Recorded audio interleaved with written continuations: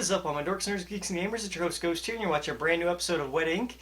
Today we're talking about Star Wars War of the Bounty Hunters number 3. If you guys don't remember, we just had a huge auction last issue with all the criminal underbellies of the Star Wars Galactic Republic, and they were all in one area, hosted by Kira, who was seen in the Han Solo movie, who is training under Darth Maul, that last we've seen. Who is leading this auction, trying to auction off Han Solo to the highest bidder. And then we saw that Jabba the Hutts were one of the highest bidders, and they were going back and forth in between their own faction of what's going on with Han Solo. We also saw that Darth Vader was there, and last that we saw Boba Fett, he was getting confronted by Princess Leia, Chewbacca, and Lando. So we knew that something was going to happen there as well. We just didn't know where it was going to pick up from here. But the last issue ended with Darth Vader claiming that Han Solo is his prize, no matter who the highest bidder is. He's taking him for the Republic, and that's that. And we actually start off right off the bat with this issue. Same thing, Darth Vader is confronting Jabba the Hutt, basically telling him that Han Solo is his. It doesn't matter how much you pay or not. He's the leader of the Republic, and everything, according to him, belongs to the Republic, so he's taking him regardless. So Boba Fett is now trying to convince Princess Leia and Chewbacca and Lando to let him go so he can actually reclaim Han Solo. And he's saying, hey, you guys, I understand he's your friend, but I have a bounty to do, and that's all I'm going to do. I don't care if he's your friend. I don't care what connection he has to anyone here. He's my bounty, and I'm going to get him to the place he needs to be. So at that point, he says that to the group. And Chewbacca ends up attacking him right away. But before we get there, we find out a little bit more about the two twins that were in the area that we didn't know anything about last issue. Basically, they're there to steal something. We don't know what they're there to steal, but they're there to steal basically anything, I would assume. But they're kind of sneaking around in the background, and we don't get to see a whole lot more about them in this issue. But I think they're going to play a bigger role down the line towards the finale of this big event that's happening.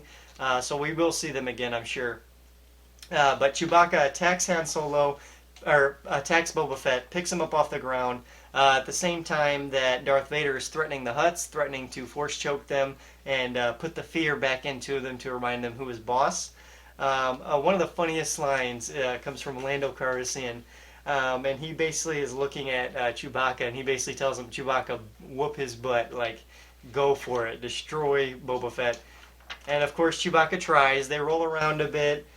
Same thing, Darth Vader's still kind of threatening the Hutts and everyone else in the room, saying, hey, this is mine, I don't care what you think.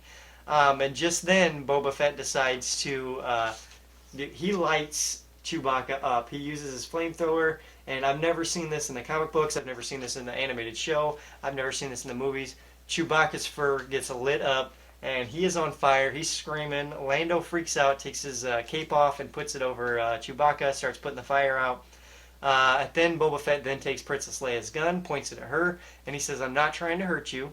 I don't want to kill you guys. You're not on my bounty list. But I do want my bounty, and I'm going to get it, and I'm going to go home. And he's talking about Han Solo. And he gives his gun back to Leia, and he leaves. He leaves him there. So that's the last we're going to see of the Resistance fighters, I assume, through Boba Fett's perspective. But they do come back in later for little things, but I think it's just going to be like the little things of everyone else adding up on top of Darth Vader, that it's going to lead to this big crescendo of things that's happening in this storyline. So we'll have to wait and see what happens there. But basically, Darth Vader then goes to confront Kira, who is leading the auction. He's basically like, hey, you know what, I don't care, like I told them, I don't care if they paid for it or not. I'm Darth Vader, and I'm going to be taking him. So that's how it is. Kira decides that she's not going to have it, so she pulls out her dual lightsabers, baton sort of things. And that's basically when you get the notion that, yes, she was trained by Darth Maul.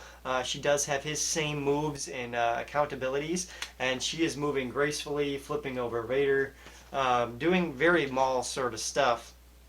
But basically, Vader's like, you know what, it doesn't matter, I got the Force. So he just lifts her up off the ground, starts choking her.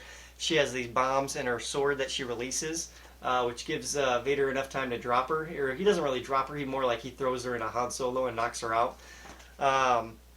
But at the same time, Boba Fett's trying to get a shot, but then Chewbacca takes a shot. So it's just this whole chaos of everybody attacking all at once and not really any coordination of who should attack and when they should attack. It leads to this awesome scene of Vader saying enough and just force blasting everyone out of the way. Very Vader-esque, and that's why I love this issue. Vader is like on top of his game here, just being Darth Vader. He even senses Luke Skywalker, who is coming to the party, which I had no idea Luke Skywalker was on his way, but apparently he is. So here comes Luke, flying in his X-Wing here, making his way to the auction block to save Han Solo the best he can. Basically, Darth Vader gives Luke a warning. He says, "I sent you. I know you're coming. You better come here, or I will cut your friend in half." And he pulls out his lightsaber and threatens to cut the Carbonite Han Solo in half, ending the battle for everybody, including himself. I don't think he will. We all know how this story ends. We know Han Solo does get out eventually and dies by the hands of Kylo Ren. So there's no real threat to the storyline in this issue yet. But it is a good motivation to get Luke Skywalker to move a little faster to get into the storyline and to move plot points forward. Overall, a good filler issue, a good middleman arc issue. We got a lot of story on who Kira is and where her connections lie, what the twins were up to, where they're going to be future issues, I don't know.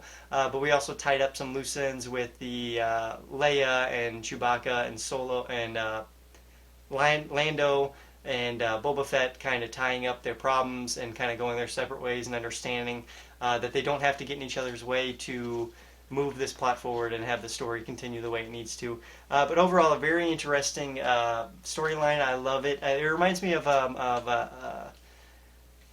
kind of like an Assassin's Ball kind of movie, like a Smoke and Aces sort of situation, but in Star Wars. Like that's what this storyline reminds me of, and I like it a lot, having all these assassins and good guys go after each other in this massive chaos of going after Han Solo. So overall, issue 3, I'm going to give it a 7 out of 10. It's not a bad issue, but I wish it had a little bit more going. Actually, I take that back. I'm going to give it an 8 out of 10 because of Darth Vader being in it and the prominent use of Darth Vader and the way they used him. He was terrifying, and the action scenes were great, and just everything they set up for future issues seems to be going in the right direction. So 8 out of 10 for Star Wars War of the Bounty Hunters number 3. Let me know down below what you guys think of this series. If you guys are reading it or checking it out, let me know down below. Make sure you like, subscribe, or share. And as always, guys, keep it right here on Dorks Den. I've been your host, Ghost. Adios.